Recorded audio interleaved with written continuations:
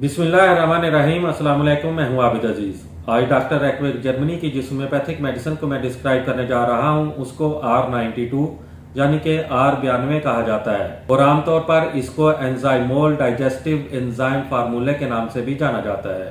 R92 की composition में जो एक्टिव इंग्रेडिएंट्स का इस्तेमाल किया गया है उसमें शामिल है berberis 3x, ब्रोमोलिनम 5x, क्रायोफाइलस एरोमेटिकस 3x, Cinnamomum 3x, coriandrum 3x, हेपर 6x, 12x और 30x, इंटेस्टाइनम टिनूर 8x, 12x, pancreas 6x और 30x, पैरोटिस ग्लैंडोली 6x और 12x, स्पेसिस ओब्लोंगम 3x और वेंट्रिक्यूलस 6x, 12x।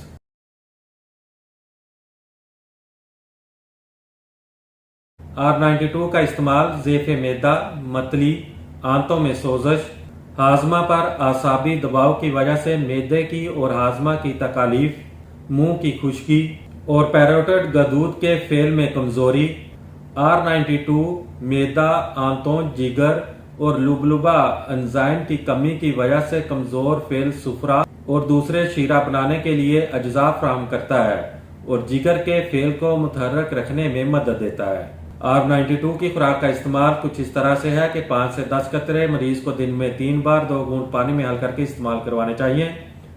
उम्मीद करता हूं कि ये वीडियो आपको अच्छी लगी होगी। अगर वीडियो अच्छी लगी है तो इसको लाइक कर दें। अगर आप मजीद होम्योपैथिक मेडिसिन के बारे में इंफॉर्मेशन हासिल करना चाहते हैं तो मेरी रिक्वेस्ट है कि इस चैनल को सब्सक्राइब करने के साथ साथ बेल नोटिफिकेशन को भी ऑन कर लें ताकि मेरी हर नई आने वाली वीडियो आपको बर वक्त मिल सके।